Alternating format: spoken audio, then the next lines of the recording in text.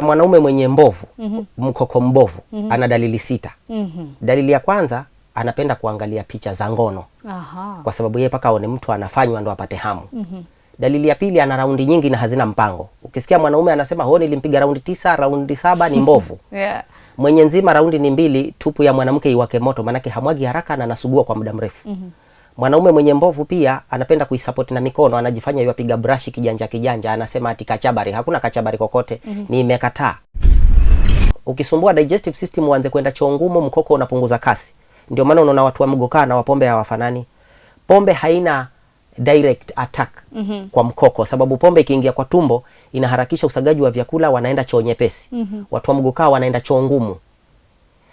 Ndio sababu unaona inasumbua mkoko. Kulingana na research ile nimefanya na yale mambo nimekutana nayo, pia yamenishangaza. Wanaume wanapenda kutengeneza mikoko yao kisiri, asijulikane na mke kwa utengeza. Anataka aonekane iko hivyo hivyo. Sawa, yani yule mwanamke aone hicho cha moto tayari, aone moto lakini hajui huu moto ulitoka wapi. Wakati mwanaume amekuja kwangu ako na erectile dysfunction, tukimaliza siku 5 za kwanza, sheria yangu ukimaliza siku 5 kafanye mtu. Mimi huwa sitaki story nyingi. Wakati utamaliza siku 5 ufanye mtu, ikose kufanya na iende ifike siku 10 haijawahi kufanya ama haujawahi ona matokeo yoyote, ni huwa anasema ukaangaliwe mambo ya prostate enlarged na mambo kama hayo. Lakini wengi wakikuja kwangu siku 5 haziishi.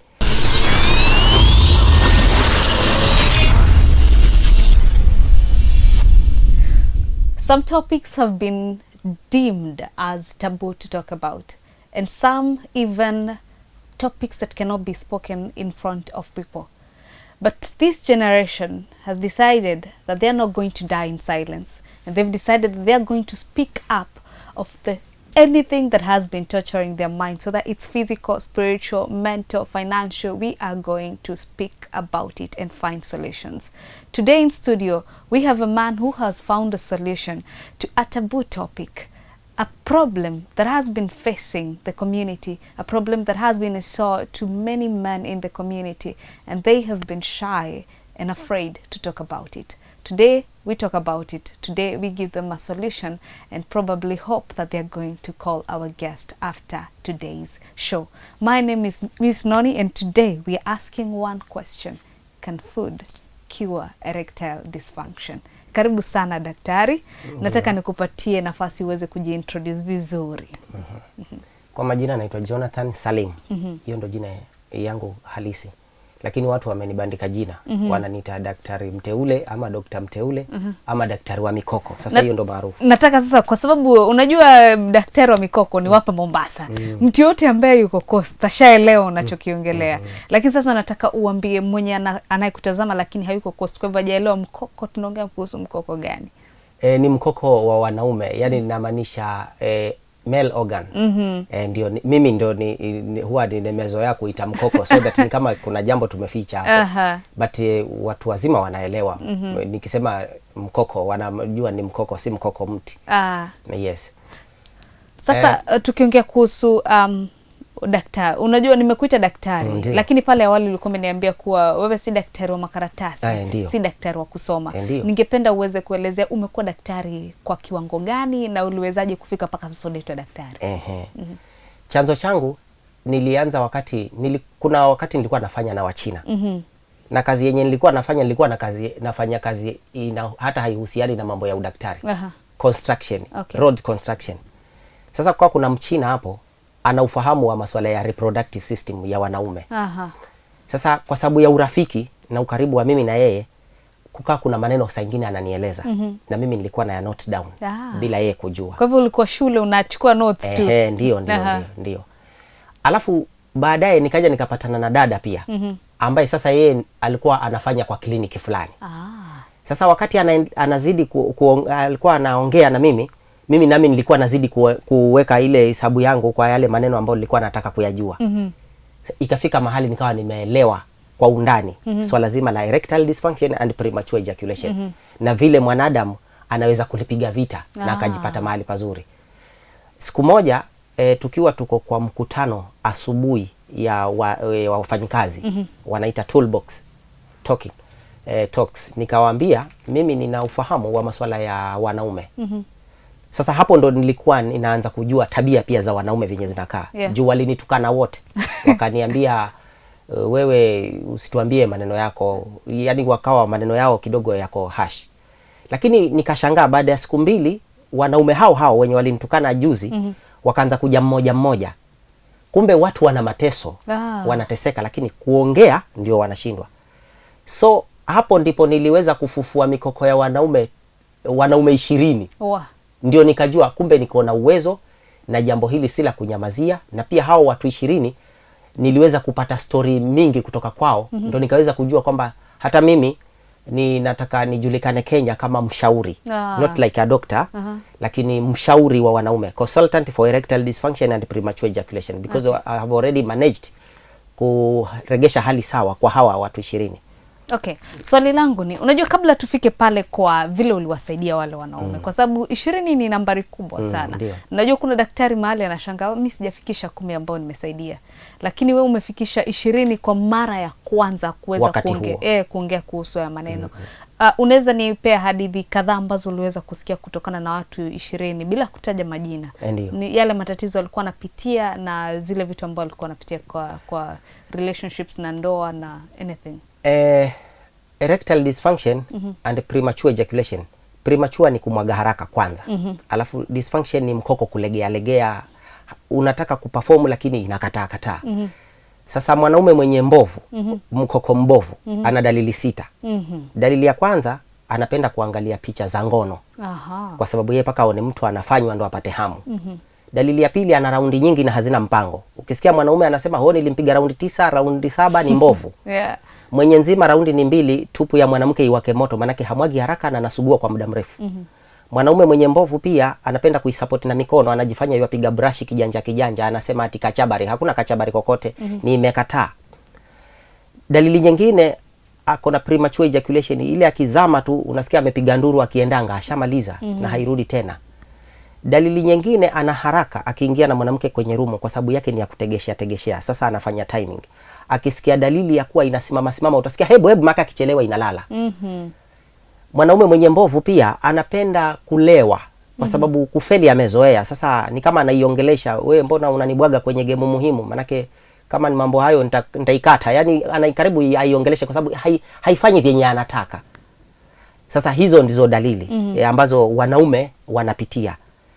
Lakini sasa katika swala hili la erectile dysfunction, ndio maana nikaona kuna umuhimu wa kuwa pia mimi nami nijitokeze, dunia inijue. Chanzo cha haya mambo inaanzia kwenye jamii. Inaanzia kwenye community. As a community ni vizuri tukubali ya kuwa mtoto wa kike ana ufahamu mkubwa wa masuala ya reproductive system ukilinganisha na mtoto wa kiume. Mwanamke ufahamu wake unaanzia wakati yako na hedhi, anashtuka, anaambiwa usishtuke, mambo mawili lazima yatokee kwako kwa sababu wewe ni mwanamke. Kwa hivyo ile elimu ya kujijua inaanzia hapo. Na mwanamke akiwa na mimba akienda kliniki pia anaelezwa mawili matatu, kwa hivyo anazidi kujielewa. Mwanamume dunia hii hana kliniki anayokwenda, ndio maana hata wanaume wengi kufanya mapenzi vizuri hawajui. Ndio maana nikiitwa kwenye seminar nafundisha mambo matatu, mambo ambayo you as a man you have to consider wakati unataka kufanya mapenzi. Maana wanaume kwa kiwango kikubwa hawajui mambo yanayowahusu. Mwanamume anaweza kapoteza nguvu za kiume kutokana na magonjwa, lakini pia mwanamume anaweza kupoteza nguvu za kiume kutokana na makosa ambayo yeye mwenyewe anayafanya bila yeye kujua, na yanasababisha mkoko wake kasi yake ipungue. Upande wa magonjwa ni kama vile sukari, pressure, hemorrhoids, wanaita pile, ulcers, pia ugonjwa wa moyo inaweza ikachangia. Sasa kwa nini pressure inasumbua? Ni kwa sababu pressure inasumbua blood circulation, na mkoko hauna mfupa, unategemea damu. Kwa hivyo anything that affect your blood flow inaweza interfere na erection. Sababu nyingine ni kunona. Mwanaume asifichwe, ndio maana mimi siwafichiangi na waambiaga ukweli. Ukiwa umenona, yatakana hiyo unono yako iwe ni ya ukoo. Kama umenona lakini mwili ni wa kifamilia, genetic, haina shida. Lakini kama umenona sababu ya mavyakula, blood flow itakuwa poor, sababu ya cholesterol, ngoma inapungua kasi. Kuna homoni ya kiume inaitwa testosterone, level yake ikienda chini, mkoko unapunguza kasi. Na mwanamume ni vizuri aambiwe, asifichwe. Mwanamume si mtu, ni kifaa cha kazi. Ndio maana anapofanya kazi ngumu za kumtoa majasho ama anafanya mazoezi, homoni yake huimarika ukilinganisha na mwanaume mwenye anapenda kukaa ndee. Because sex is war and your body must be prepared for the fight. Sababu nyingine ni digestive system. Ukisumbua digestive system, uanze kwenda choo ngumu, mkoko unapunguza kasi. Ndio maana unaona watu wa mgokaa na wapombe hawafanani. Pombe haina direct attack kwa mkoko, sababu pombe ikiingia kwa tumbo inaharakisha usagaji wa vyakula, wanaenda choo nyepesi. Watu wa mgokaa wanaenda choo ngumu. Ndio sababu unaona inasumbua mkoko. Sababu nyingine ni masturbation. Kama unafanya masturbation, zile degree ambazo unashika na mkono ni tofauti na uchi wa mwanamke venye unashika mkoko wako. Kwa hivyo unaharibu mshipa midogo midogo. Sababu nyingine kukosa usingizi. Kama we haulali wajiita usiku sako, mkoko utapungua kasi. Sababu utakuwa na fatigi na mkoko utajua.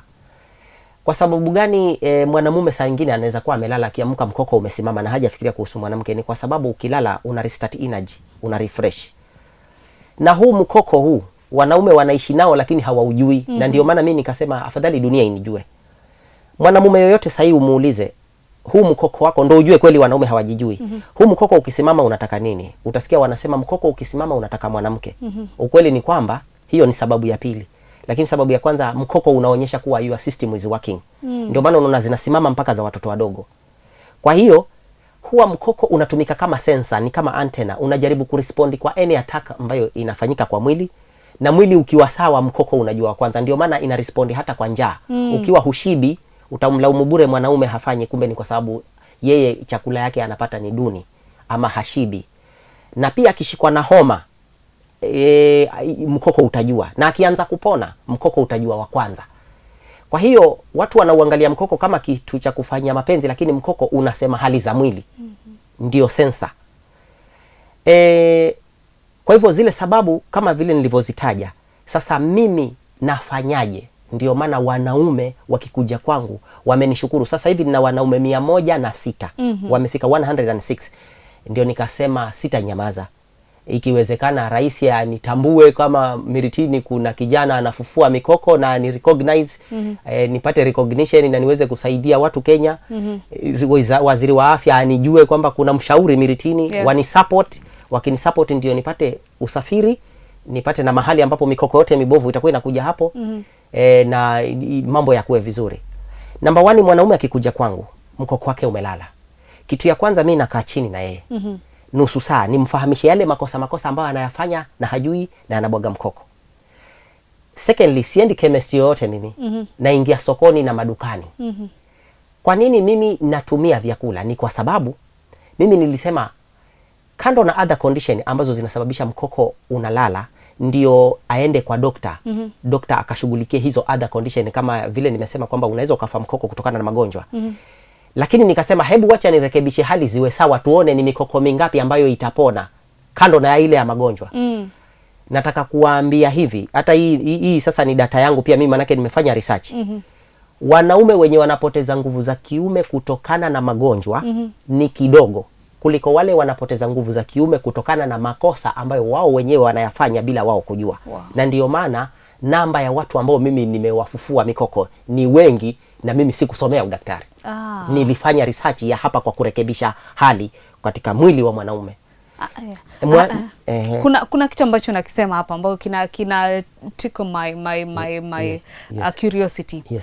Unasema kuwa unaenda sokoni na madukani. Hapo awali kuna kitu ambao ulikuwa umeniambia, ukaniambia kuwa kwa vyakula kuna vitu ambavyo vinasaidia reproductive system. Zinaongezea testosterone, vitu kama hizo. Ningeomba uweze kuzitaja kwa sababu ya msikilizaji ama mtazamaji ambaye anatutazama aweze kujua kwamba sio dawa peke yake. Kuna vyakula ambavyo viko na haya madini. Hebu taja madini kwanza. Iko hivi. Mimi kwa sababu situmii madawa, natumia vyakula. Nilisema mimi kwa sababu sasa ni kama mwalimu, consultant for erectile dysfunction and premature ejaculation. Elimu yangu nitakuwa pia mimi napewa kitu. Ushaona? Ndio niseme kila kitu. Kwa hivyo huwa natafutwa kwa hiyo elimu ndio nami nipone, niweze kuwa nimepata upate riziki. Lakini nitafafanua mambo kidogo. Kwa nini mimi natumia vyakula? Na ni vitamini gani ambazo nataka zimrudie mwanamume? Nitric oxide ambao wanaita vitamin B9. Vitamin B3 wanaita niacin. C inahusika, D inahusika, E inahusika, protein inahusika, calcium, potassium, yani nafanyaga combination ya vitamins. Na ni kwa nini? Kwa sababu binadamu, the reason why anaambiwa balanced diet ni kwa sababu mwanadamu si kitu kimoja kama hiki kikombe. Anakuaga na system kadhaa ambazo zinafanya kazi kwa mwili mmoja: urinary system, nervous system, endocrine, lymphatic, muscular, digestive, reproductive system, integumentary, respiratory, cardiovascular, skeletal system. Ndo sababu kubwa mwanadamu anaambiwa balanced diet, ili kila sehemu ipate kitu ya kujisupport.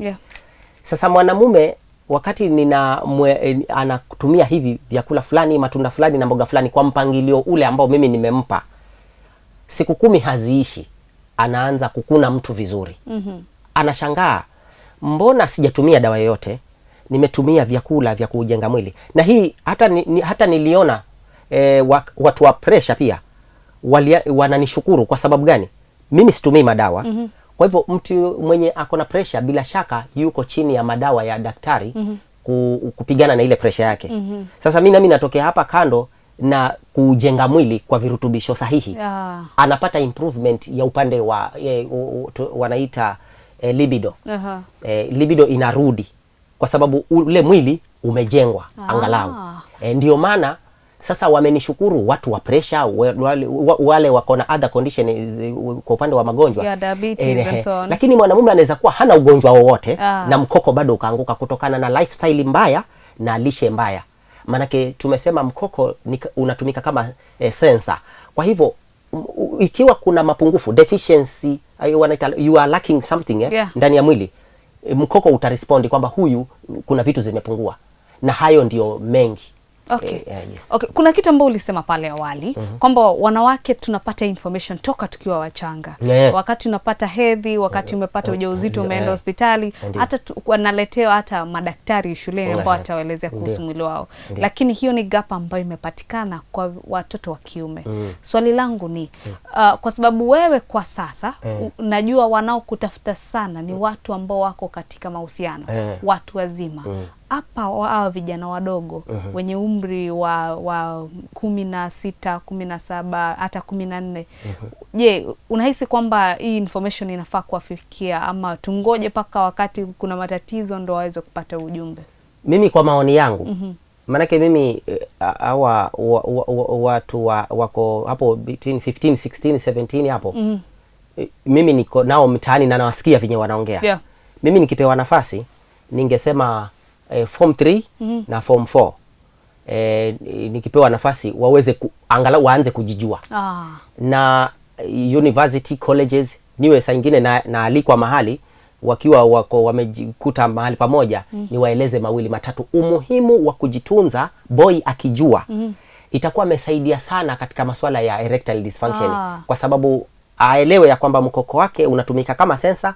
Kwa hivyo wakati mwili utakuwa sawa, mkoko utakuwa sawa, na wakati mwili utakuwa na mapungufu ina respondi kwa mkoko. Kwa hivyo boy aelezwe ya kwamba wewe ni ndio msingi ya jamii. Ndio maana unaona boy anapoingia kwa rumu na mtoto wa kike, boy ana hasara 6 kabla hajamgusa mtoto wa kike. Loji umekodisha, chakula umenunua, tikiti umetuma wewe, kufua mkoko ufue wewe, aibu ije kwako, tena akiondoka unamkatia. Na ukiperform pia amekugema, manake mbegu zetu zinakuwa gani madini. Kwa hivyo umemjenga mtoto wa kike. Ndio maana mimi nampenda boy, napenda kumjenga kwa sababu zile aibu ambazo amekuwa akipata na zinatokana na kukosa ufahamu, basi apate huo ufahamu. Swali lingine ni, je, watu ambao, sitaki kutumia neno watu, lakini unahisi haya matatizo yanaanza katika umri gani? Kwa sababu kusema kweli, ukifika kule college na university, wako dhabiti, wako sawa, wale ni vijana. Haya matatizo yanaanza wakati gani haswa, miaka ipi katika maisha ya mwanaume? Sasa hapo nitakushangaza. Juu mimi nimefanya hiyo research na nimefufua mikoko mwaka huu ni wa 3. Nimeanza 2023 mpaka sasa. Nimeshangaa mimi na hiyo research yangu pia. Watu hudhani, watu wengi tu hudhani kwamba watu wazee ndio wamepunguza kasi. Watoto wadogo wako sawa. Ajabu sasa ya kizazi hiki. Maajabu. Kizazi hiki mikoko mingi imeenda chini. Na hata kama ni wana umri mdogo. Mimi nafuatwa na mtu ana mtoto mmoja, ndoa inaanza miaka 30, 35, mikoko imelala. Na kwa hivyo si vile watu wanavyofikiria. Ndio maana mimi nafundisha jinsi ya kuregeshea mwili vitu zinatakikana. Ukiukosea mkoko wako kwa kukosa kuupatia vitu zinatakikana, hata kama una 25 years, mkoko utakubwaga kwenye game.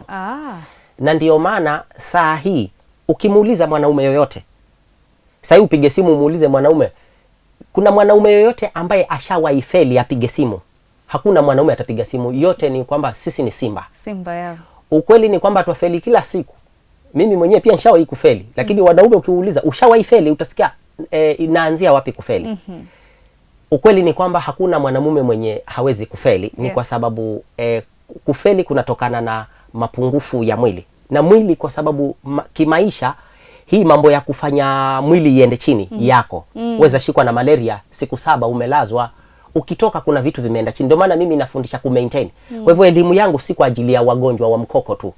Bali wewe mzima unaweza ukataka kujua hii elimu hii. Hata mimi huwa nasema kabla uoe, si unitafute nikueleze 2 matatu, ndio ukifunga ile harusi yako uweze kuwa umeelewa. Swali lingine ni kwa sababu tukiangalia katika Uafrika, anayepika ni mwanamke. Ndio. Anayempa chakula mume wake ni mwanamke. Je, unahisi kwamba ikija kwa hii elimu haswa kwa wanandoa, newlyweds, wanafaa kuja wote pamoja wajue jinsi gani ama ni hii ya mwanaume peke yake ashughulike? Kulingana na research ile nimefanya na yale mambo nimekutana nayo, pia yamenishangaza.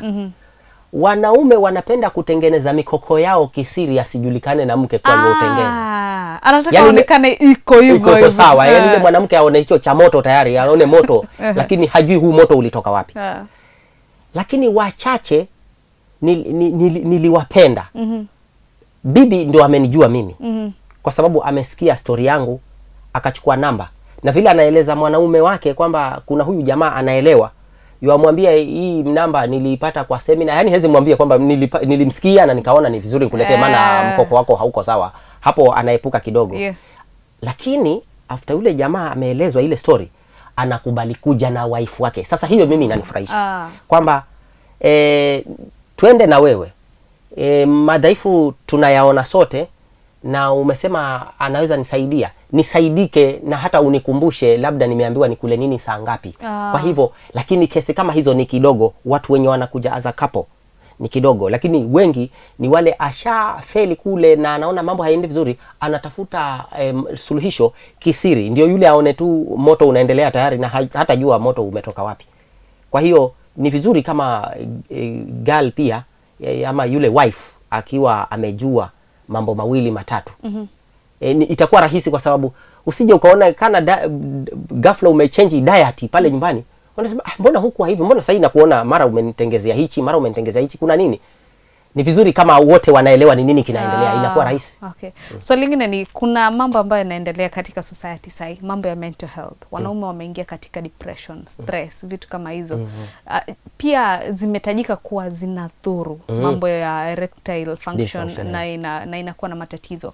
Je, unahisi kwamba ni ukweli ili ni moja wapo ya haya mambo yanayochangia, ama ni kitu tu ambayo imetangazwa lakini chakula ndio sababu kuu? Iko hivi. Sasa hivi kama nilivyosema nina mwaka wa 3. Mengi yanakuja kwangu na nimepigana nayo. Wanaume stress. Mimi sitaki waisingizie sana. Nataka kuna kitu waelewe hapa. Stress ni kweli inachangia erectile dysfunction. Kwa sababu si tumesema mkoko unaenda na conviction of your, yani vile ya hisia zako na morali wako. Lakini sasa stress ina viwango. Kama imeenda huko kwa depression, sijui kuna mambo mengi sana yanakusumbua, of course hautakuwepo. Lakini nataka wanaume waelewe kitu kimoja. Stress nyingine usisingizie, maana stress nyingine ni ndogo. Pengine ulikuwa unapenda kukula sima na mchicha na samaki. Sasa leo samaki umekosa. Sasa ukapata sima na ule mchicha peke yake. Sasa useme tayari hiyo ndio sababu ya kuwa usiperform. Tusipende sana kuisingizia stress, maana stress ina viwango. Kama ni kiwango kikubwa ndio itasababisha dysfunction. Lakini nataka ujue hata 07 wakati Kenya kulikuwa na shida, watu walikuwa kwenye mahema na tena bado walizaa. Nataka ujue ya kwamba ndio maana unaona mimi ninatilia mkazo ya kwamba boy ajue kuregesha vitu sahihi kwa mwili. Hata watu wengine wanasingizia uzee. Hati mimi ni mzee. Nikimuuliza wewe ni miaka mingapi, anakuambia mimi nina 50, nina 60. Nataka watu wajue kwa sababu mimi sina makaratasi, sikusomea udaktari. Hii yangu nimepatana na watu katika research ya ground mwanamume yuko na 70 miaka bado yuweza fanya kwa wiki mara 2. Niko nao na majina tunayajua na tuko nao. Kwa wiki anaweza akafanya mara 2 hata kama atafanya raundi moja. Na funny enough ni kwamba mwanamume mwenye mkoko mzima raundi zake zinakuaga kidogo, performance kubwa. Mwenye mkoko mbovu ana raundi nyingi na anaachilia haraka. Kwa hiyo unapata mwanamume yuko 60 anaweza mtosheleza mwanamke. Mwanaume yuko 70 anaweza akafanya na mwanamke akajua huyu naye amefanya. Na kama umeukosea mkoko kwa kutokula vitu sahihi, unaweza ukafeli hata kama una 35 years. Kwa hivyo stressi isikuwe chanzo cha kuwa mtu aseme, na pia uzee isikuwe chanzo cha kuwa mtu aseme, bali mimi ndio maana nasema wajue kuregesha vitu sahihi. Utapata una stress yako kidogo, lakini pia bado at least unaweza fanya. Wewe ni mzee, lakini pia hata mama akikuja kwako anajua huyu ni mzee, lakini angalau anajibidisha. Kwa sababu una vitu sahihi kwa mwili. Kwa hivyo hiyo ndo injili yangu ya kwamba boy ajijue na ajue kujiregeshea vitu zinazotakikana. Alright. Na napenda vile unavyosema kwamba watu wasiwe wanawekelea mambo ya stress. Yes. Yeah. Alright. Sasa tukiendelea kusonga na lifestyles pia, apart from chakula na kila kitu. Kuna kitu ambacho ulikisema. Ulisema kuwa wale ambao wanafanya kazi ngumu, kazi zinazopeleka mwili mbio, wanaweza kuwa wako protected kupata erectile dysfunction kuliko ambao wale wametulia. Nataka uzungumzie hilo zaidi. Kwa nini nasema mtu ambaye anafanya kazi ni kwa sababu atakuwa active. Alafu mkoko unategemea damu. Kwa hivyo akiwa amechangamka, because sex is war vile nimesema. Kwa hivyo body ya huyu mtu imejiandaa kivita, yani yeye yuko active. Lakini hiyo lifestyle ya kukaa kwenye AC na kujiwekelea machakula, wewe umetakikana speed ya 70 na wewe mwenyewe capacity yako ni 30, itakushinda. Kwa hiyo mume ajue kwamba yeye ndio operator. Kwa hivyo lazima hata yule mkimbiaji anaitwa Kipchoge atoke huko ameshinda Berlin, alafu afike Kenya na relaxi. Akienda Boston atashinda. Kwa hivyo lazima mwili wa mwanaume, kwa sababu yeye ndio operator, aweze kujijua anajiweka vipi, kwa sababu ajue ako na vita ya kupigana.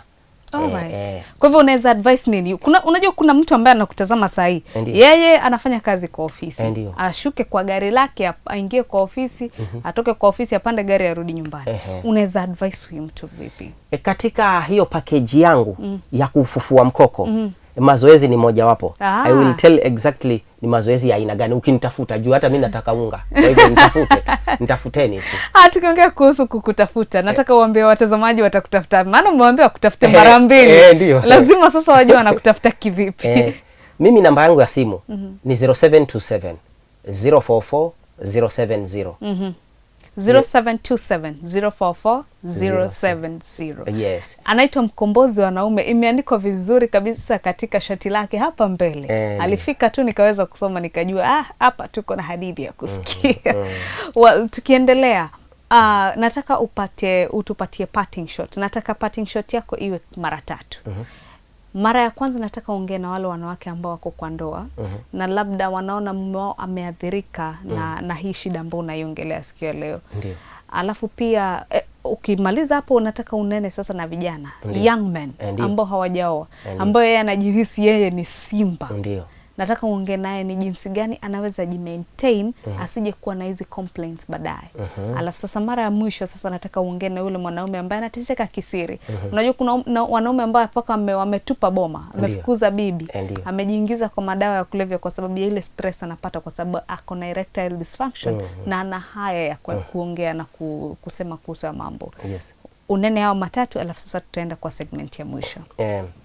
Kwanza kwa mabibi wenye wameolewa as a couple, kwa wanawake usimdharau mwanaume mwenye amefeli kufanya mapenzi, kwa sababu kulingana na experience yangu pamoja na hiyo research yangu, mwanamume anaweza akawa ni simba leo na kesho akafeli.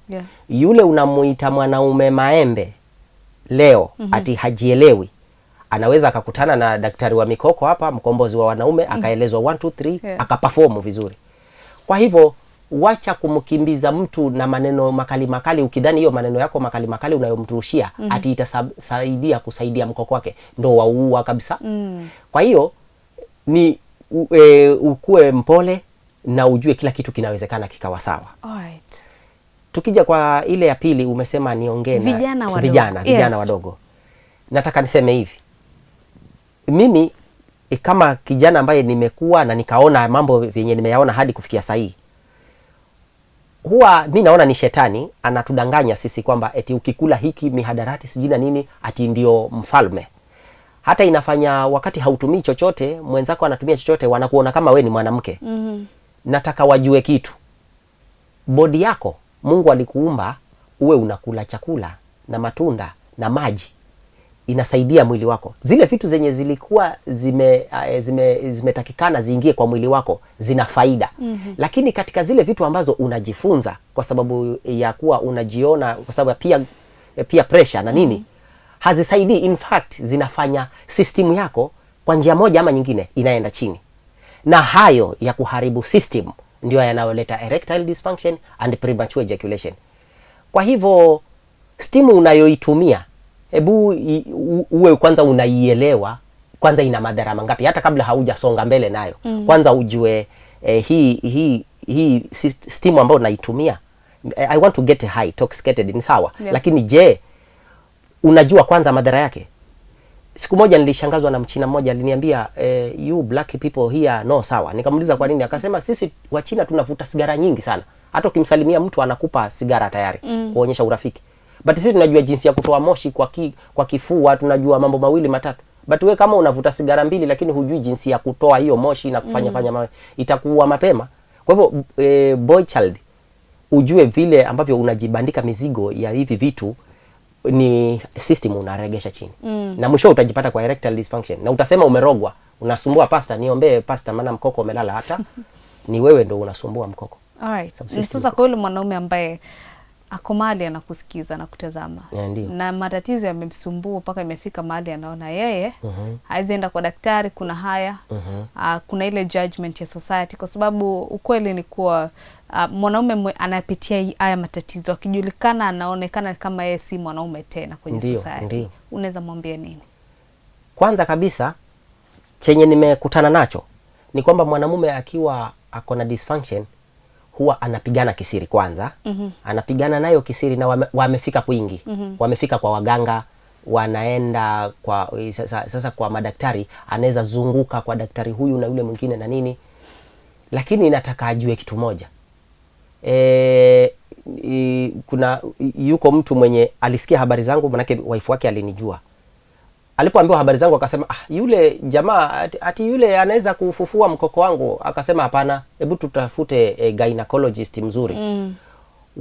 Wakamaliza miezi 3 huko wakizunguka huko. Baadaye nilishangaa, alikuja kunitafuta ndo akanipatia historia. Anasema tulikujua kitambo, sasa wamekuja sasa wakiwa wawili.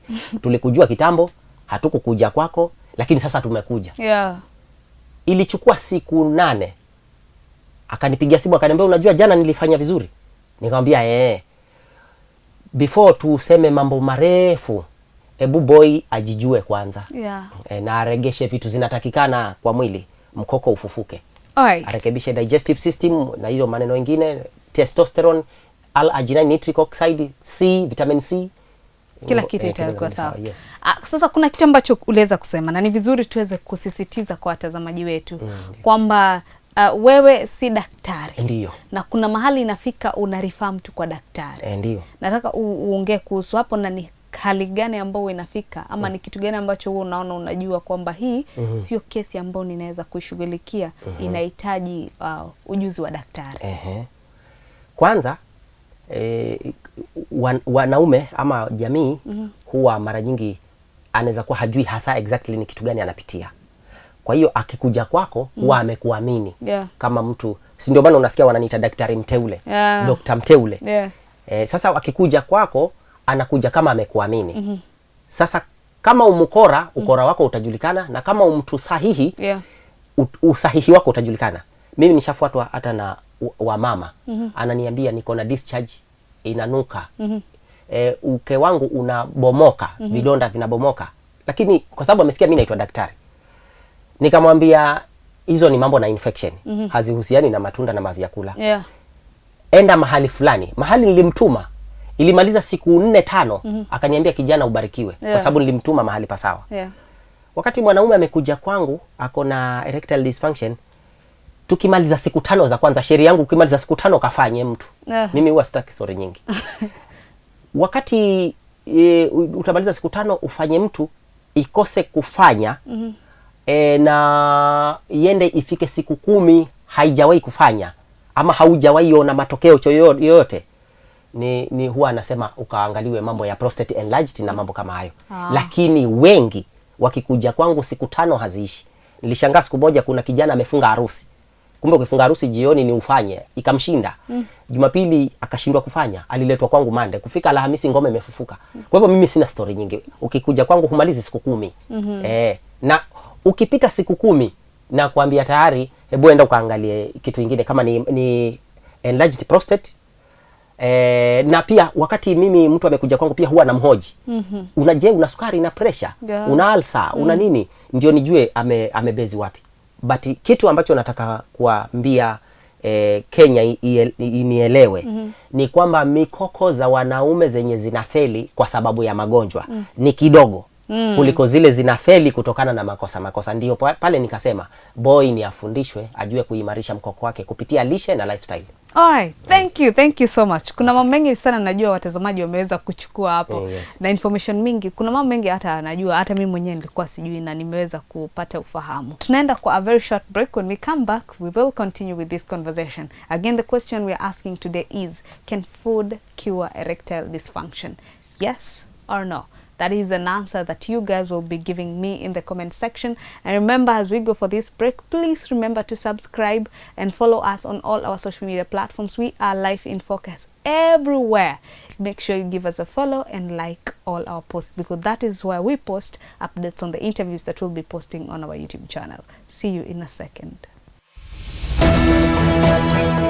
Kila siku wananchi wa Pwani na Kenya kwa jumla kupambana na changamoto ambazo haziwezi kufichwa na siasa. Barabara hizi, wananchi hawa na maisha kila siku yanaamuliwa na wachache waliokalia viti vya mamlaka. Lakini je, viongozi wetu wanatimiza kweli ahadi zao? Wananchi wanasema nini? Na ni nani anafaa kuwajibika pale ahadi zinapokosa kutekelezwa? Pwani nzima na Kenya kwa jumla inahitaji majibu. Ni wakati wa kuweka viongozi kwenye mizani ya ukweli.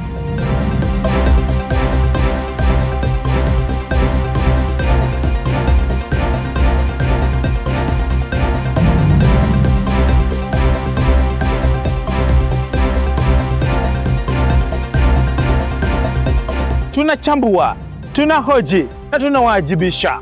Mimi ni David Otieno. Ungana nami kwenye The Power Seat, kipindi kinachohoji viongozi bila uoga na kuwasilisha maswali yako moja kwa moja.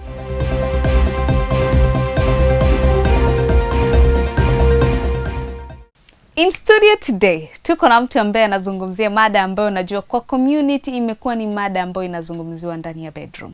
Inazungumziwa kati ya mke na mume ambao wako katika hali ya mshike. Maybe wamekosana, maybe kuna, lakini haya yote tunayaleta ndani ya studio leo kwa sababu tunataka kupata solution. Tunataka ndoa ziimarike, vijana wetu wawe na furaha, na tunataka pia wanawake pia wapige shangwe na nderemo. Ndani ya studio tuko naye mkombozi wa wanaume ama daktari wa mikoko, daktari mteule. Na nataka daktari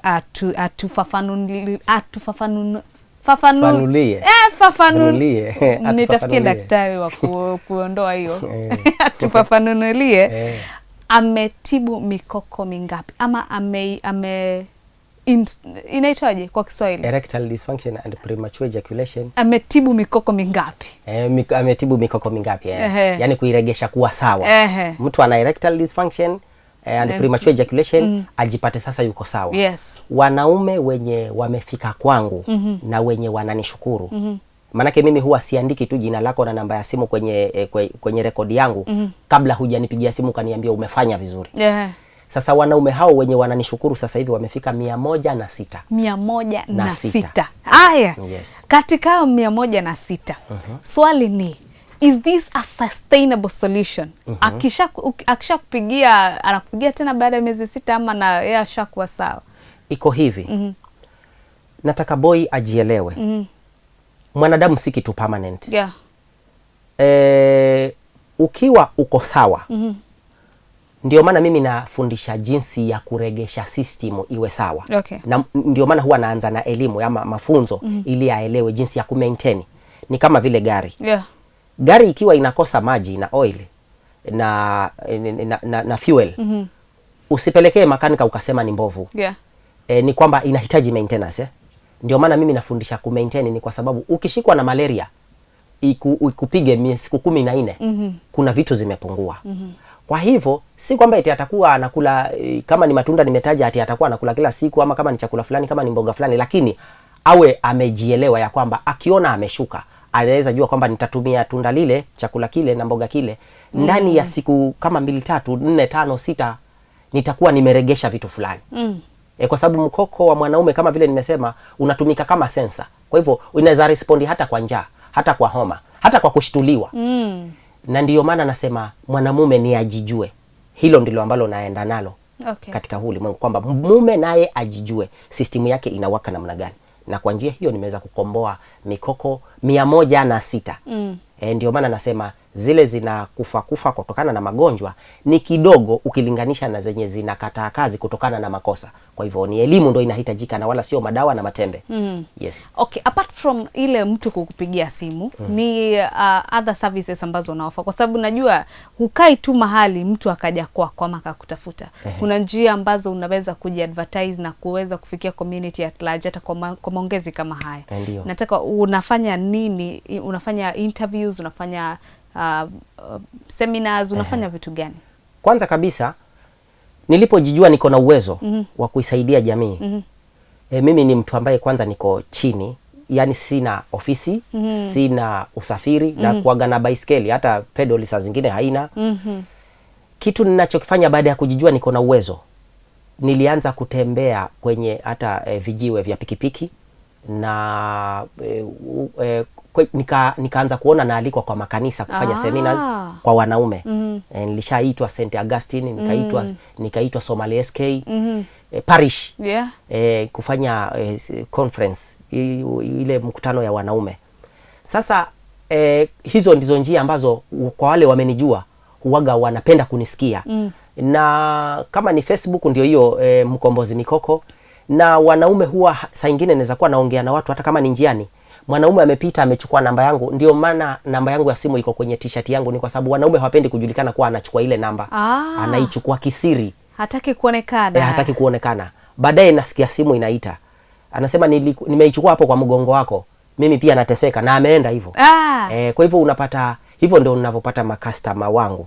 Lakini nataka niweze kusapotiwa, niweze kusapotiwa kwanza hapa kwa usafiri. Ndio ikiwa kuna mkutano Kilifi niweze kwenda kwa urahisi, Kwale niweze enda kwa urahisi. Wakinipatia hata kagari nitashukuru, maana driving license niko nayo. Nikipata pikipiki pia ni sawa, na mahali ambapo mikoko itakuwa inakuja hapo. Itakuwa inapark hapo. Lakini ukweli ni kwamba kwa sababu ya ile ego, wanaume hawapendi kujulikana. Nafikiri itakuwa maana ukionekana kwa benchi yangu utaonekana mkoko wako umekufa. Sasa inakuwa ni rahisi kunipigia simu wanaume kuniambia brother napitia 1 2 3. Hivyo ndivyo watu huwa nakutana nao. Lakini nikisapotiwa vizuri nitakuwa na mahali maalum, ofisi, na nitakuwa na usafiri, na nitakuwa na mambo ya certification, niitwe mshauri, consultant for erectile dysfunction. Hiyo ndo kitu yenye naomba serikali initambue kama mshauri wa wanaume. Before ufunge harusi nione kama daktari wa mikoko. Swali lingine ni unajiona wapi kwa miaka 5? Ni ndoto gani ambayo uko nayo kwa ile kazi ambayo unaifanya? Kwanza ndoto yenye ambayo mimi niko nayo, nataka niitwe mwalimu, nikuwe kama mwalimu, nizunguke Kenya, niitwe huko Nairobi, kama ni Malindi, kama ni wapi Kilifi, Kwale, Meru, kuelimisha jamii. Maana hapo ndipo nimepaona pana shida. Yeah. Wanaume mikoko inakufa na hawajui kwamba baadhi ya mambo yenye wanayafanya yanasababisha hiyo kukufa kwa hiyo mikoko. Okay. Kwa hivyo kwanza wachanuke. Kwa hivyo mimi nitaitwa mwalimu, yani nitakuwa ninaelimisha. Na pia ni kuwe na vile nimesema ofisi na usafiri na jamii ikiwa imefunguka hivyo, hiyo ndo furaha yangu. Alright. Yes. Asante sana. Sasa tunaenda kumalizia sasa. Asante sana kwa kuungana nasi siku ya leo. Natumai watu wameweza kukusikiza na wameweza kusoma mawili matatu. Ningependa uweze kurudia namba yako ya simu na social media platforms zako. Katika namba yangu ya simu ni 0727 044 070. Hiyo ndo namba yangu ya simu. Na katika platform ya social media niko kwenye Facebook, bado sijajipanga vizuri YouTube wapi, lakini ukiingia Facebook angalia Mkombozi Mikoko. Hiyo tu Mkombozi Mikoko, bado nitafika WhatsApp wanaita Instagram na huko kwingine, lakini ndio na grow. Kwa hivyo support yenu ni muhimu. Yes. Sasa parting shot yako, ile kitu ambayo ungetaka watu wakumbuke nalo. Tunamalizia interview yetu hapa, nataka sasa utupatie ile unajua baada ya kusikiza interview mzima kuna ile kitu ambacho ungetaka mtazamaji atoke nacho. Ndio. Akukumbuke nacho. Hicho ni kitu gani? Mimi ningemwambia tu kitu kimoja. Na kabla niseme hicho kitu niseme Facebook akiingia angalie Mkombozi Mikoko. Facebook ni Mkombozi Mikoko. Lakini kitu ambacho nataka nikumbuke nacho, mimi nitamwambia tu kitu kimoja. Utunze mkoko, usikuaibishe. Alright. Manake kuna furaha ikiwa mwanamke anaenjoy kwa sababu mkoko wako ni mzima. Kwa hivyo ujue kuutunza huu mkoko. Ndio wewe kama mwanaume ile sifa yako ikuwe sawa. Alright. Asante sana kwa hilo. Natumai mtakuwa yeyote ambaye anajua mtu ama yeye mwenyewe anapitia ile tatizo ambayo mkombozi wanaume ameweza kusema, utakuwa unaweza kumfikia ili uweze kupata ushauri zaidi. Asante sana kwa watazamaji wetu ambao wameungana nasi kuanzia mwanzo hadi sasa. Kumbuka, this is Life in Focus with your host Miss Noni. Remember to subscribe to our YouTube channel and follow us on all our social media platforms, because this and many more 2026 we have a lot lined up for you. We have amazing stories coming your way, and we cannot wait to engage with you via our comment section. So make sure that you leave us a comment right there. My name is Miss Noni on all my social media platforms. Until next time, kwaheri.